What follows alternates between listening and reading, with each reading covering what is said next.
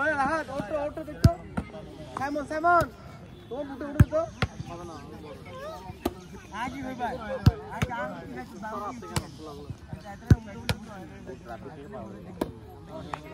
বুট না যাও ও আওয়াজ দিছো আই ও দিলে সুন্দর লাগবে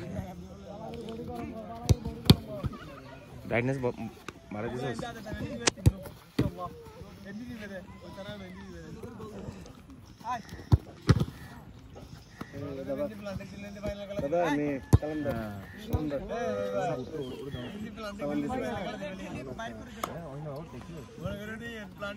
দাদা সময় কোনো সাইড হইছে ভালো রাস্তা আছে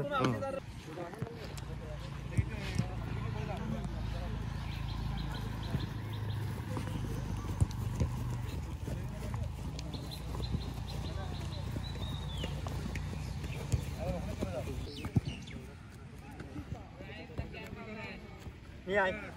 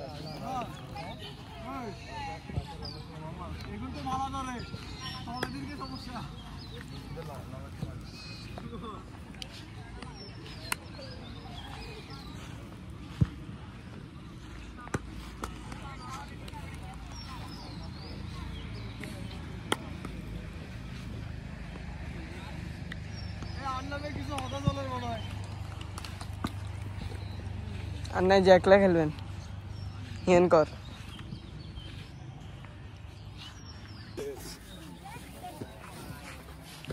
এতো প্লেয়ার একটু চাবি দাঁড়া তোরা একটু চাবি দাঁড়া একটু গণ হয়ে দাঁড়া চাবি এক লাইনে চাবি দাঁড়া কিছুদিন আগেও ফুটবল একাডেমি পতঙ্গের সাথে আমরা অনূর্ধ্ব 15 খেলছি আবার আজকে অনূর্ধ্ব 18 খেলতে আসছি দেখেন আসলে প্রীতি ম্যাচ রাখা একটা উদ্দেশ্য এই শোনো দুই টিমকে বলেছি একটা উদ্দেশ্য আর কিছু না প্রীতি ম্যাচ খেলে একটা মনে করো তোমাদের সাথে আমার সাথে ভালো সম্পর্ক প্লাস কি এখন সামনে লিগ শুরু হবে সামনে কি জন্য খেলতেছি একটা ভুল প্রীতি ম্যাচ খেলা মানে কি একটা ভুল থেকে একটু সংশোধন করা চিন্তা করা একটা খেলা পরে চিন্তা করতে হবে আমার কি আজকে কি ভুল হয়েছে তাহলে প্রীতি ম্যাচ খেলে লাভ নাই তো দুই টিমকে বলতেছি বিশেষ করে আমাদের টিমকে বলতেছি তোমরা যেগুলো প্রীতি ম্যাচ যতগুলো ম্যাচ খেলছো জানি না কি চিন্তা করো ভালো যদি প্লে হতে চাও তাহলে চিন্তা করতো তোমাকে প্রীতি ম্যাচ খেলতে শেখার জন্য ঠিক আছে আমি কিছু বলি তোমার শুধু এইটুকু এটা টিপস দিতে চাই যে প্রীতি ম্যাচ খেলতে এটা শেখার জন্য কি ভুল হয়েছে এটা চিন্তা করতে হবে ফুটবল নিয়ে আমার একটু সেন্স বাড়াতে হবে প্রীতি ম্যাচ খেলে গেলে তোমরা যখন ঢাকা যাবে খেলতে এটা অনেক হাই লেভেল ঢাকা ফুটবল খেলা এত ইজি না তো আমরা এখান থেকে যদি কিছু শিখে যাই তো তোমাদের জন্য একটু ইজি হয়ে যাবে এই জন্য আমরা প্রীতি ম্যাচ রাখি যেমন আমার ফরিদ ভাইয়ের সাথে আমাদের একটা ভালো সম্পর্ক হয়েছে একটা ভালো বন্ডিং হয়েছে তোমাদের আমরা যাবো খেলতে ঠিক আছে তোমরা আসতেছ তো এর থেকে আমাদের একটা ভালো খেলা উপহার চাই ঠিক আছে এখন সবাই ভাই ব্রাদার পিছন থেকে কেউ ব্যাট ট্যাকল দিয়ে দিবে না ঠিক আছে আমরা সামনে আরো অনেক টিমের সাথে খেলবো এইটুকু আমার বলা আর কিছু না শুধু প্রীতি ম্যাচ খেলে গেলাম কিছু শিখলে না তো আমার তো কোনো দরকার নাই প্রীতি ম্যাচ খেলা আর একাডেমি রাখতেছি কি জন্য প্র্যাকটিস করা একটা ভালো একটা প্লেয়ার হওয়ার জন্য ভালো একটা মানে কি ঢাকা খেলার জন্য আর প্রীতি ম্যাচ খেলে কিছু শেখার জন্য তোমরা যে শিখতে না চাও তোর ফুটবল খেলে থেকে ফুটবল খেলে ছেড়ে দাও আমার কথা হচ্ছে দরকার নাই তো আর একটা কথা হচ্ছে দেখো আমার অনেক প্লেয়ার ডিসিপ্লিন নাই ফুটবল খেলে মেন দরকার কি ডিসিপ্লিন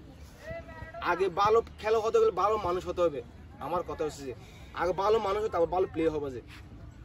যে প্লেয়ার ডিসিপ্লিন নেই ওর কোনো জিন্দেগি প্লেয়ার হবে না। আমি দুই দিকে বলতেছি, বিশেষ করে আমাদের টিমে বেশি এটা, আমি সবার সামনে বলতেছি আমাদের টিমে বেশি এই বেশি ডিসিপ্লিন নাই।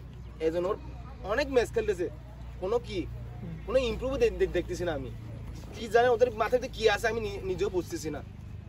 মানুষ একাডেমি ভর্তি হয়ে গেলে একটা প্লেয়ার হওয়ার জন্য, একটা শেখার জন্য, তো পৃথিবী খেলে আরো খেলা ডেভাটা ইমপ্রুভ করার জন্য। আর তোমরা ঢাকা এখন ঢাকা দেখো, ঢাকা খেলতে গেলে অনেক হাই লেভেল ফুটবল খেলতে হবে, এটা তোমরা বুঝো না এখনো। সামনে অনূর্ধ্ব-17, অনূর্ধ্ব-18 এই লিগ আছে, চিটাং বিভাগ, এই অনেক বিভাগ খেলা আছে। আমি দেখতেছি কয়দিন শুরু হবে। যারা চিটাং থেকে এসো তোমরা চান্স পাবা, অনেক ইয়ং প্লেয়ার আছে দেখতেছি, ঠিক আছে? এইটা হচ্ছে মেন কথা। আর ফরিদ ভাইকে আবারও অসংখ্য ধন্যবাদ আবার আমাদের সাথে প্রীতি ম্যাচ খেলার জন্য আসার জন্য।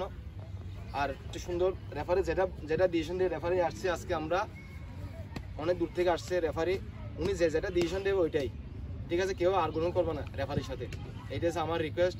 ফরিদ ভাই আপনি কিছু বলেন।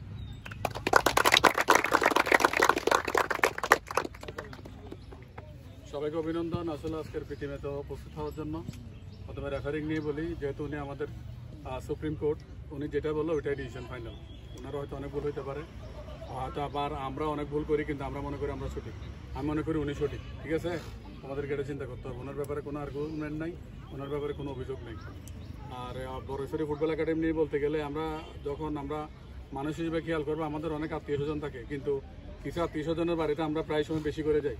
কেন যাই? ওদের আচরণ ভালো লাগে, ওদের প্রতি একটা ভালোবাসা তৈরি হয়, আন্তরিকতা ভালো লাগে। তো বড়শ্বরী ফুটবল একাডেমিতে আমরা বারবার কেন আসতেছি? ওইটা আমাদের এক প্রকার আত্মীয়তার একটা সম্পর্ক হয়ে গেছে, যা ওরা আমাদের আন্তরিকতা দেখায়, ভালোবাসে, শ্রদ্ধা সম্মান করে, যার কারণে আমরা এখানে আসি। ম্যাচ নিয়ে যদি বলি, এটা আমাদের এক্সামের মতো। গত এক মাস আমি কি ট্রেনিং করলাম, আমি একটা পরিচিত টিমের সাথে ম্যাচ খেললে আমি বুঝতে পারবো আমাদের বাচ্চাদের কোন কোন জায়গায় ইমপ্রুভ করছে, কোন কোন জায়গায় আমার কাজ করা দরকার। তা সেটা ফাইন্ড আউট করার জন্য আমি এখানে আসছি। এখানে এমন না যে জয় পরাজয় না, আমি এত বেশি টেনশন করছি। আগেই বলছিলাম আমরা এখানে আসি অনেক বেশি শিখতে, অনেক বেশি নিজেদেরকে জানতে, অনেক বেশি আমাদের প্লেয়ারদের নিজের সম্বন্ধে বোঝার ক্ষমতা বাড়ানোর জন্য। তো এই যা বলছে দাদা অলরেডি সব কিছু ভালোভাবে বলে দিছে।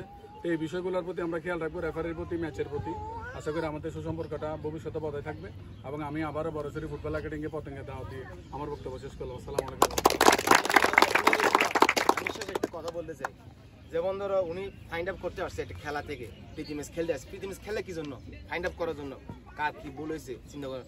কিন্তু আমি যতটুকু আমার থিঙ্কিং দেখি, উনি তো 15 টিম আসছে, আগেও উনি তো 18 আসছে, ওরা অনেক কিছু শিখতেছে, অনেক কিছু ভালো খেলতেছে। কিন্তু আমার একাডেমি প্লেয়ার এখনো আমি কোনো কিছু দেখতেছি না। কেন দেখতেছি না? তোমরা নিজেরা চিন্তা করো, তোমরা এই ফুটবল নিয়ে এরকম চিন্তা করো না। আমরা যেভাবে চিন্তা করি ফুটবল নিয়ে, আমরা যেভাবে ঘরে উঠছি তোমরা ভাবে চিন্তা করো। খালি প্র্যাকটিস করতেছো, কি প্র্যাকটিসও নিজে না, আর প্র্যাকটিস একদিন আসলে আর 10 দিন নাই, এটা তোমাদের সমস্যা। বুঝতে পারছো? এটাই বল, তোমাদের ভালো একটা টিপস দিলাম, আজকে থেকে ভালো চিন্তা করো। আর ভালো প্লেয়ার হতে হলে আগে ভালো মানুষ হবি, কথা হচ্ছে একটাই। ওকে, দুই ক্যাপ্টেন চলে আসো। না না কিছু হবে না, ক্যাপ্টেন ক্যাপ্টেন